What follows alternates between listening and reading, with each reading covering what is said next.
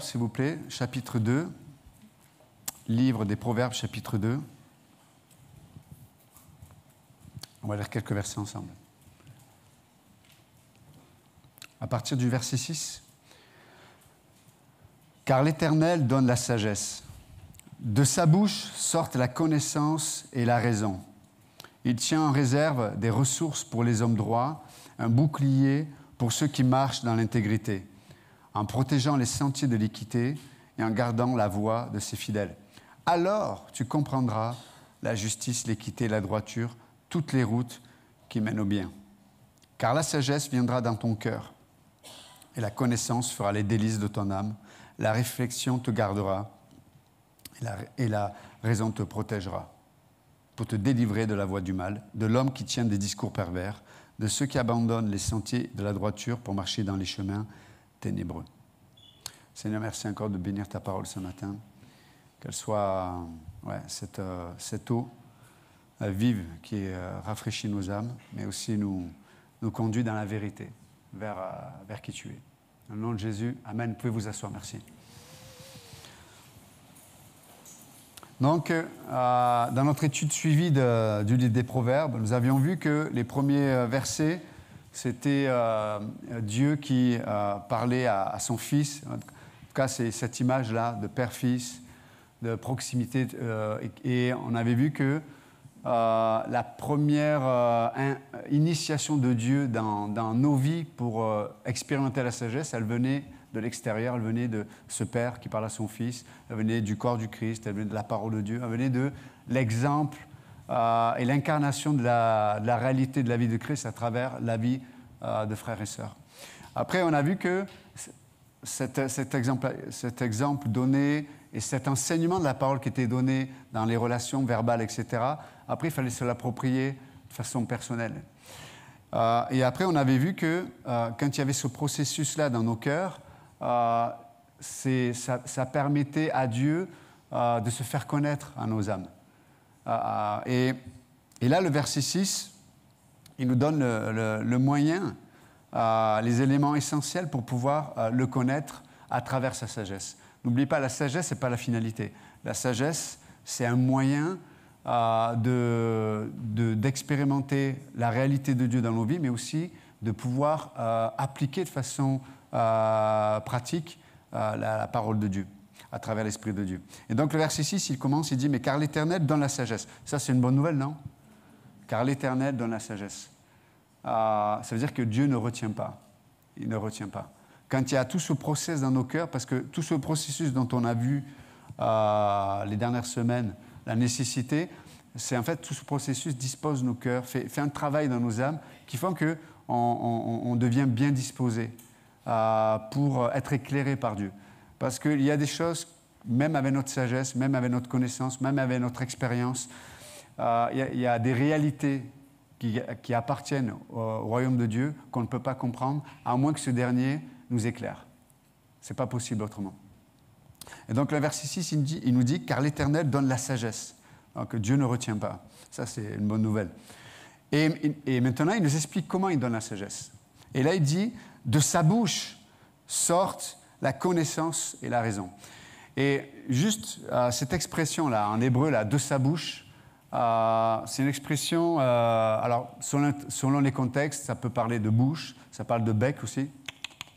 C'est vrai, pivert, tu sais, bon, bref. Et c'est intéressant parce que ça signifie ce mot-là, bouche, bec, en hébreu, je viens de le dire, mais ça signifie ce qui est capable de rompre en morceaux les aliments. Donc, pour le dire autrement, vous me dites, mais pourquoi il parle de bec? Mais pour le dire autrement, là, quand il parle de la bouche de Dieu, c'est pas simplement ce qui sort comme son de la bouche de Dieu, ça ne parle pas de ça, mais ça parle de ce que la bouche de Dieu est capable de faire pour que les aliments soient assimilables. D'accord? Donc là, cette expression est utilisée pour nous dire d'une façon différente que ce qui sort de la bouche de Dieu, là, c'est la parole précise et pratique de Dieu pour notre expérience. Et la première mention de cette expression, la bouche de Yahvé, par exemple, c'est dans Deutéronome 32, verset 12, où il y a un homme qui blasphème dans le camp d'Israël, on le met en prison, et là, Moïse demande à Dieu qu'est-ce qu'on doit faire. Et là, la bouche de Yahvé va s'ouvrir, il va donner précisément ce qui doit être fait dans ce genre de situation. Vous voyez ? Donc de la même façon, quand il dit que Dieu donne la sagesse, il nous explique comment. À travers une parole qui n'est pas simplement une parole de théologie ou une parole générale, mais c'est une parole précise de Dieu. Dans le Nouveau Testament, il y a un équivalent. En grec, il y a le mot rhéma. C'est la parole écrite qui est illuminée par le Saint-Esprit pour ma vie pratique. Parce que des fois, on a besoin et c'est ça la sagesse. C'est, OK, je sais ce que la Bible dit, mais qu'est-ce que ça...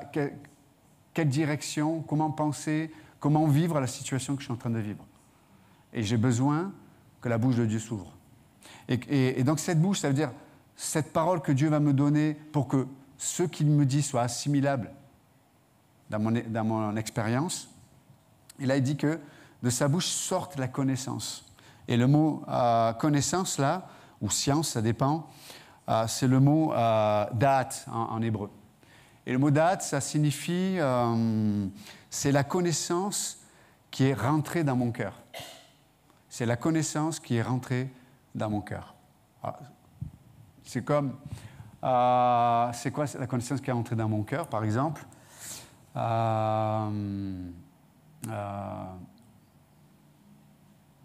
y a des choses que je peux connaître, par exemple, je peux dire, je sais qu'il ne faut pas calomnier. Je le sais. Mais pour autant, peut-être que cette vérité, que je sais être la pensée de Dieu, mais peut-être que je ne l'ai pas intériorisée dans mon cœur. Ce qui fait que quand quelqu'un me fait quelque chose qui me fait du mal, par exemple, ou il y a une situation où j'estime que la personne est en tort, mais je vais me donner le droit, par exemple, de dire des choses méchantes sur elle, ou de la décrédibiliser. Et vous savez comment on fait? Les chrétiens, on est spécialistes. Hein. Alors, il y en a qui le disent franchement, lui, elle, c'est n'importe quoi, sa vie. Ou alors, en général, on est meilleur que ça, on est plus subtil. Et si on prie pour la sœur? On va prier, Seigneur, bénis mon frère. Et puis là, on sort tout ce que la personne fait, quoi. Donc, sous l'expression « je prie », on taille un costard à la personne. Non, mais quand on fait ça, on démontre que la vérité, par exemple, de ne pas calomnier, de ne pas avoir des propos calomniateurs sur une personne, on voit que ce n'est pas rentré dans mon cœur, ce n'est pas date. Ça veut dire que je sais, mais mon cœur, il n'est pas contrôlé par cette vérité. Ce mot date, on le voit qu'il est associé à plusieurs choses. C'est pour ça qu'on ne peut pas le définir simplement. C'est que des fois, il est associé à la conscience. Pour ça qu'on parle, par exemple, de la crainte de Dieu. Je peux savoir qu'il faut avoir la crainte de Dieu. Mais peut-être que quand je suis seul dans mon intimité, peut-être j'aurai des trucs bizarres. Peut-être je suis au travail et je participe aux blagues sous la ceinture. Mais ça montre quoi? Ça montre que je n'ai pas la conscience de Dieu. Je n'ai pas la conscience de Dieu. Il n'y a pas le date, en fait. Il y a des décisions, parce que des fois, il y a des décisions qu'on doit prendre qui ne sont pas agréables, même qui peuvent amener une souffrance ou qui peuvent faire en sorte que mon quotidien, il n'est pas simple. Mais pour autant, c'est la volonté de Dieu. Peut-être c'est la volonté de Dieu.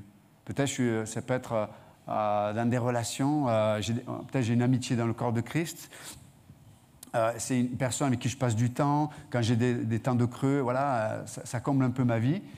Et puis là, on est dans un temps de notre relation où la personne, par exemple, a une mauvaise attitude, elle est négative, elle ne veut rien entendre, elle a des points d'aveuglement, et ça fait du mal à tout le monde. Et tu dis à la personne, tu dis, tu sais, ta façon de parler, ou tes priorités, ou ce que... honnêtement, moi, ça me fait du mal, ça fait du mal. Mais la personne ne veut pas entendre.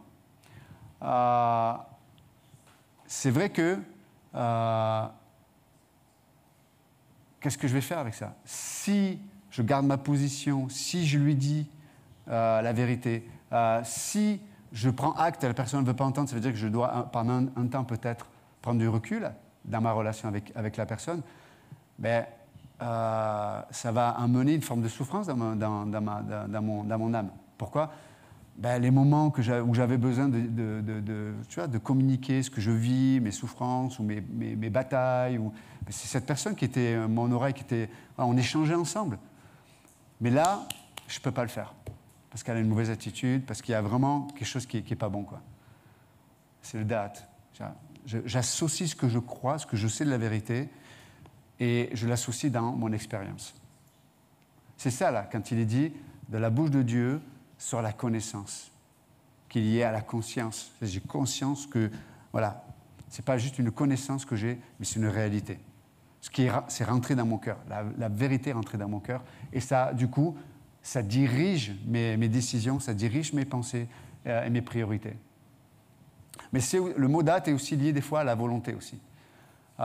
Et si, par exemple, admettons que, voilà, si c'est simplement lié à ma conscience, mais qu'il n'y a pas la volonté, ce n'est pas date. Parce qu'il faut que cette vérité qui soit liée à ma conscience, elle anime ma volonté. Et des fois, on a la volonté, c'est-à-dire on fait ce qui est juste, mais on le fait sans conscience de Dieu, sans conscience, et ce n'est pas date non plus. Il faut qu'il y ait les deux. Il faut qu'il y ait la conscience et la volonté. Il faut la conscience et la volonté. Donc, il faut que ce soit dans mon cœur, mais pas simplement dans mon cœur, il faut que ce soit dans mes actions. Donc, c'est ça le mot connaissance, là. De la bouche de Dieu, ça va produire le date. Ça va produire la conscience des choses réelles, la conscience de Dieu, mais la volonté aussi. Et l'autre chose, c'est l'intelligence. Et on sait que... Alors, juste pour finir sur le date, dans l'Écriture, le contraire du date, c'est le doute, en fait. C'est le doute. Ce que je viens de dire, le contraire de cette connaissance-là, c'est le doute. Alors, vous allez me dire, ouais, mais on a besoin du doute, des fois, pour construire une vérité ou pour construire notre conviction, on a besoin, des fois, du contraste. On a besoin de passer le test, peut-être, d'une pensée ou d'un sentiment opposé à la vérité. Et effectivement, des fois, ce forme de doute, il n'est pas mauvais en soi. Mais là, quand il dit que le contraire du date, c'est le doute, mais c'est dans le sens que c'est le doute que je crois. Il y a le doute qui est en compétition avec la vérité, et à un moment donné, et ça, c'est important aussi de l'avoir pour permettre d'utiliser ma volonté, mon cœur pour choisir la vérité. Mais là, le doute qui est l'opposé de cette connaissance, c'est quoi? C'est le doute que je crois. C'est paradoxal, hein? Le doute que je crois. Et la Bible appelle le doute que je crois l'incrédulité. Le doute que je crois, c'est l'incrédulité. C'est-à-dire que j'ai intériorisé un mensonge. Ou en tout cas, j'ai intériorisé quelque chose qui était contraire à la parole de Dieu. Donc je sais, voilà, ce que la Bible dit, mais peut-être que...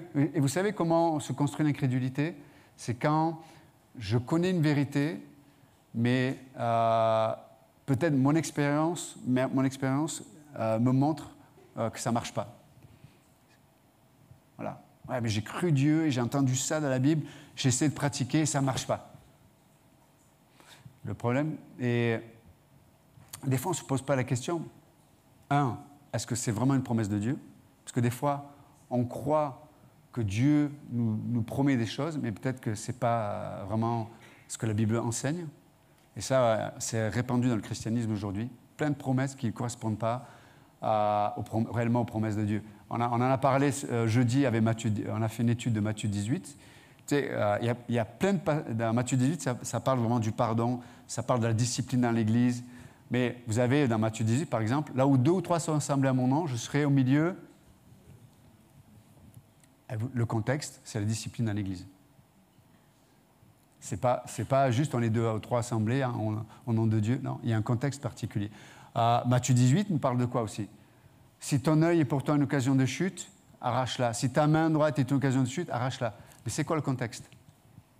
Le contexte de Matthieu 18, c'est si vous faites du mal à l'un de ses petits-enfants. Ça parle des enfants et des enfants spirituels dans le corps de Christ. Si tu as quelque chose en toi qui est là, qui va faire du mal à un enfant de Dieu, quelqu'un ou un enfant même. Il vaut mieux pour toi d'arracher ton œil, etc. C'est ça le contexte. Matthieu 18.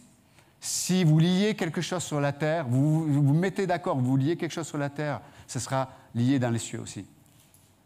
C'est quoi le contexte? La discipline à l'Église. Ouais, donc je vous donne juste quelques exemples de passages qu'on utilise des fois hors contexte. Et du coup, on a des attentes sur Dieu. On a des attentes sur Dieu. Ouais, mais j'ai prié avec ma sœur, on a lié les démons, on a lié ça, ceci, cela, et ça ne marche pas. Ouais, mais ce n'est pas du tout ce que Dieu a promis.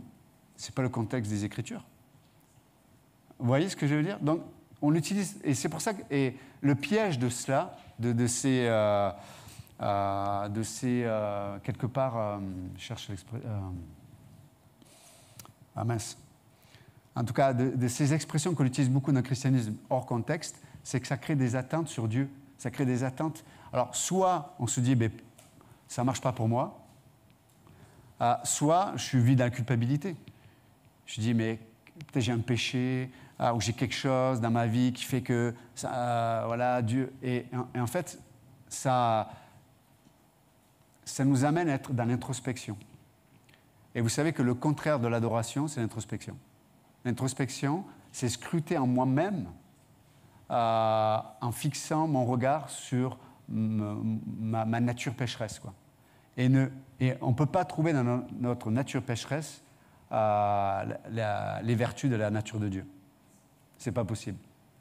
Tu vas trouver la malédiction, tu vas trouver le péché, tu vas trouver la mort. Et on sait que la mort, comment elle règne dans la nature pécheresse, la crainte, la honte et la culpabilité. Ce sont les trois choses que tu vas trouver.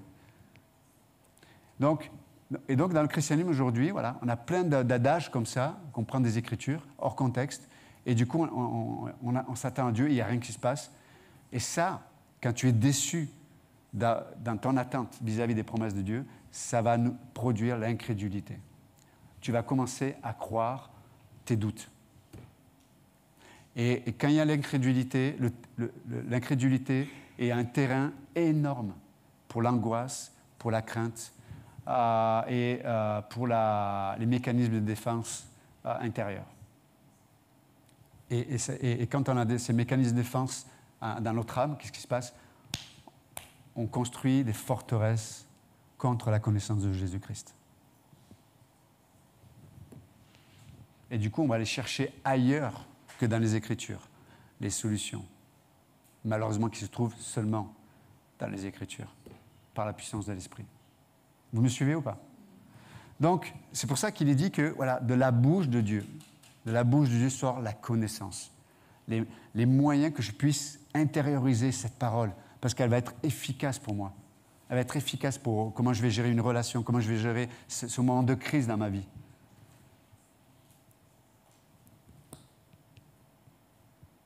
Des choses que je ne comprends pas. Des fois, on peut être dans l'église, mais pas bien, on ne trouve pas sa place, on ne sait pas comment articuler, on attend. Voilà, comment je gère ça? Comment je gère ma vie de couple quand, à un moment donné, on n'arrive plus à s'entendre? Voilà, toutes ces choses, on a besoin de cette connaissance qui sort de la bouche de Dieu.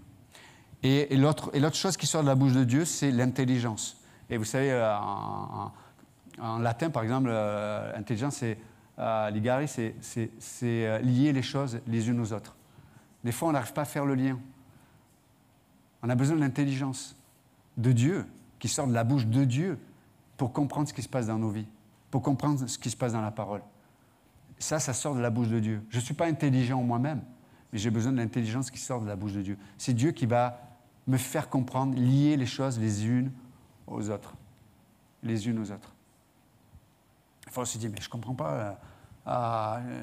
J'ai l'impression que dans tout ce que je fais, dans tout ce que je m'engage, j'ai l'impression qu'il y a de la résistance, que ça ne marche pas, ça ne prend pas. Il n'y a rien qui prend. Je vais au travail, ça ne marche pas. Dans ma vie relationnelle, intime, ça ne marche pas. Dans mon amitié, ça ne marche pas. Dans l'église, ça ne marche pas. Qu'est-ce qui se passe, quoi? Et on a besoin de l'intelligence de Dieu qui sort de la bouche de Dieu. Et Dieu va dire, et Dieu va lier les choses. Non, mais regarde, les choses ne marchent pas parce que peut-être tu as des attentes qui ne correspondent pas à ma volonté pour ta vie aujourd'hui.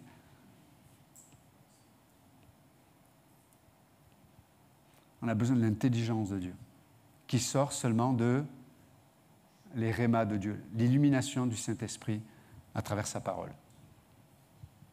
Et vous savez, le mot réma, d'ailleurs, on le voit apparaître dans Matthieu 4. Vous vous souvenez, quand le diable vient tenter Jésus, qu'est-ce qu'il utilise, le diable, pour tenter Jésus?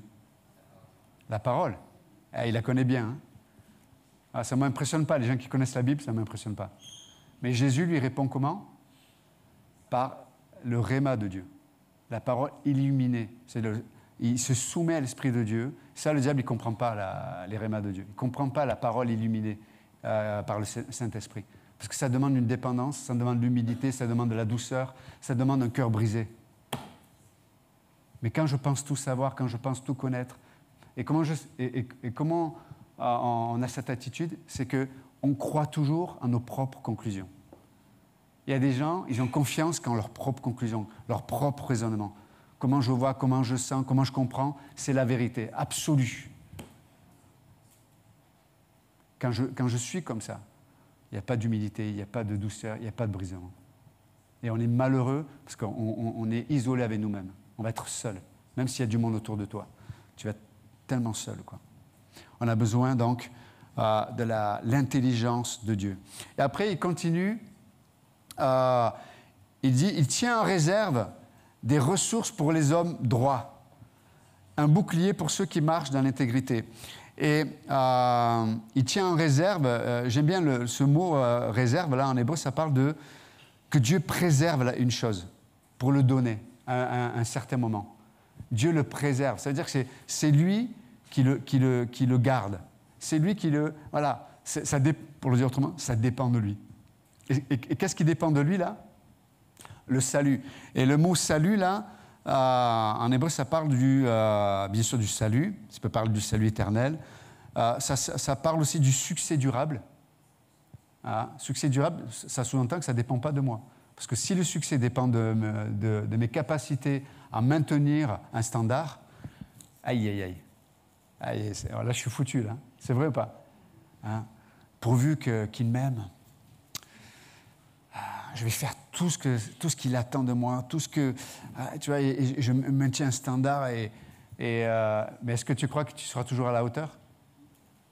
Et pose-toi la question.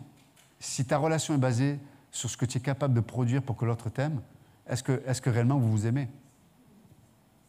Parce que la personne, est-ce qu'elle t'aime pour ce que tu produis, est-ce qu'elle t'aime pour qui tu es? Grande question. Et comment on peut le savoir? C'est les tests. Quand tu vas décevoir la personne, est-ce qu'elle va toujours t'aimer? De la même façon. Vous avez vu, hop, je dis quelque chose d'intelligent, je fais ça avec les mains. Est-ce que la personne va toujours t'aimer quand tu la déçois? Là, bien sûr, si tout va bien ce matin, vous dites il n'y a pas de problème. Et là, vous allez rentrer à la maison et la personne, pour rien, elle va vous s'énerver, quoi. Et tu ne vois rien. Tu ne m'as jamais parlé comme ça. Est-ce que tu vas l'aimer toujours? Est-ce que tu vas l'aimer? Et parce qu'il y a des gens qui sont capables de nous décevoir, mais à long terme. Il y a des gens qui ont une fulgurance dans la déception. Ils ont des capacités innées pour décevoir, mais sur le long terme, ils sont forts. Chaque jour, tu te lèves. Autant que Dieu est fidèle à chaque jour, mais eux, ils sont fidèles dans leur façon de te décevoir. Mais comment tu fais si c'est ton mari ou ta femme? Là, je ne parle pas de... Je fais une parenthèse. Je ne parle pas de quelqu'un qui pourrait être violent physiquement ou quelqu'un qui manipule ou quelqu'un qui fait du mal, qui est vraiment toxique. Je ne parle pas de ça. Et je parle juste dans les détails, des fois. Dans les détails. Mais tu me dis je t'aime, mais pourtant, tout ce que tu fais, ça démontre que tu ne m'aimes pas. Tes chaussettes, tu les mets au même endroit. Tu vois, là, j'ai nettoyé le sol. Tu rentres avec les chaussures. Tu ne peux pas le voir si tu m'aimais. Tu l'aurais vu, ça, quand même. Tu ne m'aimes pas, ça, c'est sûr. Alors, tes je t'aime, tu les gardes. Je ne veux pas les entendre. Eh oui. Alors, bien sûr qu'il faut, il faut avoir l'oreille pour entendre aussi. Après, se dire, ah, ben c'est une femme. Elles sont toujours dans les... Ou alors, tu peux te dire, waouh, Seigneur, aide-moi. Ces choses-là, moi, pour moi, c'est... Et, mesdames, un homme qui fait ça, c'est pas qu'il vous aime pas, c'est que le cerveau n'est pas le même. Non. Alors, ils ont fait un IRM du cerveau des hommes, c'est ça. Et celui des femmes, c'est ça. Donc, elles sont plus dans les détails. Mais je vous assure, notre conscience de ce qui est important, on n'est pas les mêmes. Et c'est le mariage. Le mariage, vous savez, quand tu prends deux couleurs, je l'ai déjà dit, mais tu prends du jaune et du vert, ça fait quoi? Bon. Bon, je vais baisser le niveau.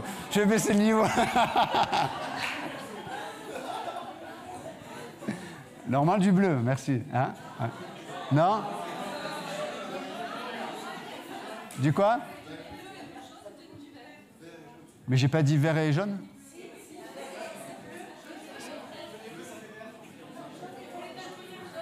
Ah, attendez. On se croit à la Pentecôte, tout le monde parle en anglais. J'ai dit quelle couleur? Ça fait quoi? Ah ben voilà.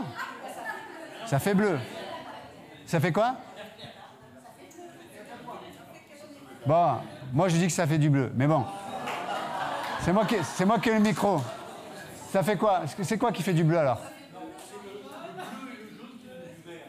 Bon, merci, Pasteur Jacques. On va prendre ça, c'est mieux ça. Dans bleu et jaune, ça fait du bleu. Non, ça fait du vert. Je taquine. Dans bleu et jaune, ça fait quoi? Ah non, ça fait de la ralala. Parce que si tu ne mélanges pas les couleurs, jusqu'à que le bleu et le jaune disparaissent, ça ne fera pas du vert. Ça s'appelle marier des couleurs. Vous avez compris, merci. Donc l'idée derrière tout ça, c'est que le mariage, c'est qu'à un moment donné, c'est deux personnes, à un moment donné, qui vont petit à petit s'effacer et donner une autre couleur. Mais si tu mélanges le jaune et le bleu, et si tu les mélanges pas, ça ne fera pas du vert. Vous comprenez le coup? Bon, merci.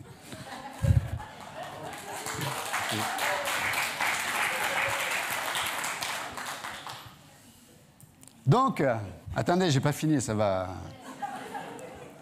Je vais marier les couleurs ce matin. Donc, il tient en réserve des ressources pour les hommes droits.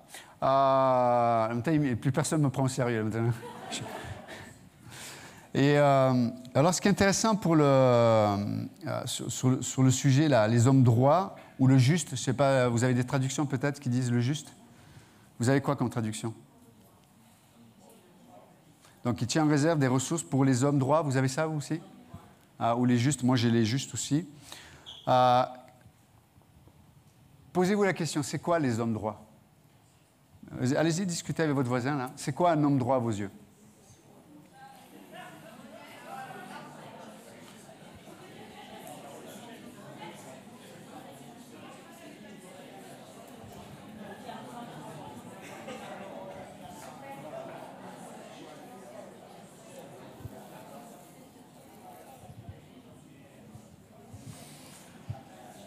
Alors, c'est quoi?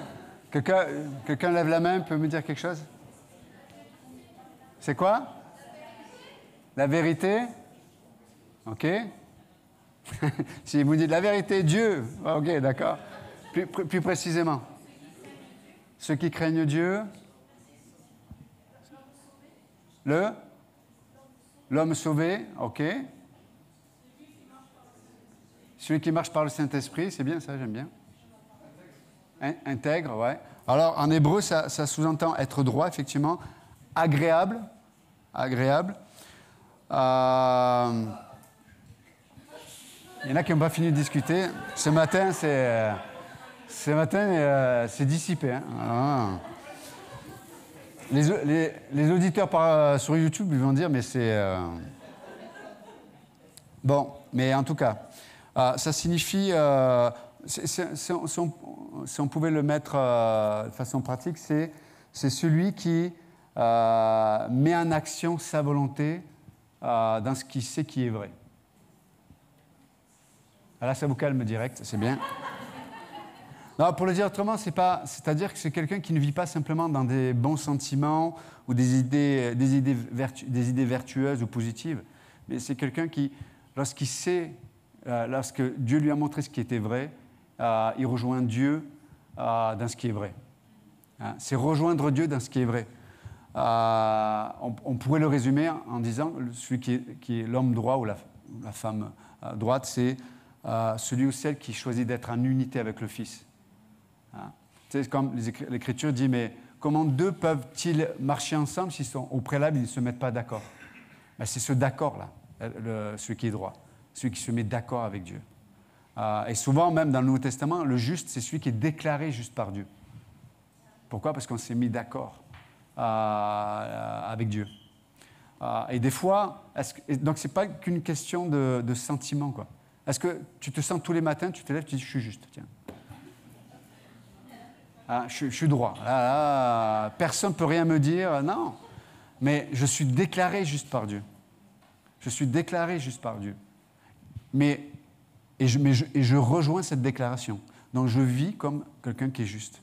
Je n'ai pas besoin d'acheter ma justice. Je n'ai pas besoin de faire des œuvres pour mériter. Je suis agréable à Dieu. Et donc je veux vivre en unité, en union, être d'accord avec ce que le Fils dit de moi. Et quand je commence à être d'accord, ça va affecter mes émotions, affecter mes pensées, mais aussi affecter mes actions. Mes actions. Vous comprenez? Donc, celui qui est droit, par exemple, je ne sens pas, peut-être, on en parlait jeudi, mais je ne me sens pas, ou je ne sens pas de pardonner quelqu'un. Mais l'homme droit, il va, par la foi, être en union avec le Fils. Je vais pardonner. Je vais pardonner. Et je mise sur Dieu. Je dis, Seigneur, je te rejoins. Mais je rejoins Dieu, non pas juste pour dire je te pardonne, mais je rejoins Dieu sur le fait de, Seigneur, montre-moi comme toi tu m'as pardonné. Parce que, et quand le Saint-Esprit m'illumine sur comment Dieu m'a pardonné, vous allez voir que ça va être plus facile. Je n'ai pas dit que ce sera facile, mais ce sera plus facile de pardonner. Vous comprenez l'idée? C'est ça, l'homme droit. Donc, et juste pour finir ce matin, il tient en réserve le salut pour les hommes droits. Il est un bouclier pour ceux qui marchent dans l'intégrité. Et là, le bouclier, ça signifie protéger, défendre, secourir ou couvrir aussi. Il est celui qui nous couvre. Il nous protège, il nous couvre. C'est comme... Des fois, on a besoin, pour être protégé, des fois, on a besoin d'être caché. J'ai besoin d'être caché. Il y a des choses, quand je suis exposé à certaines choses, ces choses vont m'affecter, quoi. Même si je sais de me résoudre à faire autrement, je ne peux pas. Ces choses m'affectent. Mais je peux voir Dieu comme ce bouclier. Il va me couvrir. Il va me cacher. C'est ça, en fait. Il est mon bouclier. Il est mon bouclier. Et ça, c'est extraordinaire, d'être caché par Dieu. Et il va le faire à travers le corps de Christ. Il va y avoir des conseils des frères et sœurs qui m'ont une sagesse de Dieu, du pupitre. Dieu va me donner les moyens d'être caché, d'être couvert, d'être protégé. Vous comprenez ça? Et donc Dieu va le faire. Il va me donner les moyens d'être caché. Ça, c'est extraordinaire. Et des fois, ça demande de prendre des décisions radicales. Des fois. Tu sais, des fois, tu veux aménager la chèvre le chou. Tu dis, non, mais je veux garder cette relation ou être dans tel environnement avec telle personne. Mais chaque fois que tu y es, ça t'affecte négativement. Qu'est-ce qu'il faut faire à un moment donné? Il faut changer ou arrêter, quoi. Il faut être simple. Quelque chose qui t'affecte négativement dans ton âme, il faut arrêter, quoi. Il faut arrêter. Donc, encore une fois, ça dépend du contexte, ça dépend. C'est pour ça que là, il est parlé de la bouche de Dieu c'est la vérité de Dieu qui s'adresse dans un certain contexte. Donc là, je vous donne un exemple, parce que certains pourraient se dire, hey, je divorce avec ma femme ou mon mari parce que le pasteur l'a dit. Tu es toxique. Je te sens ton haleine le matin, j'ai perdu mes sourcils. Tellement que c'est toxique. Non, ça dépend le contexte. Donc je veux... N'interprétez pas non plus ce que je ne veux pas dire.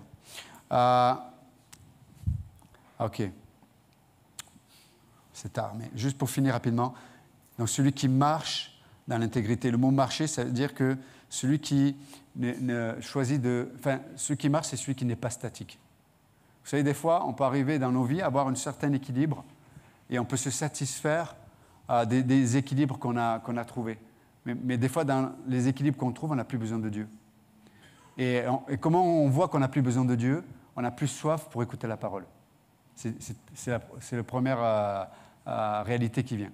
Ah, j'ai plus soif, ça montre que je vis dans un contexte où je n'ai plus besoin de Dieu.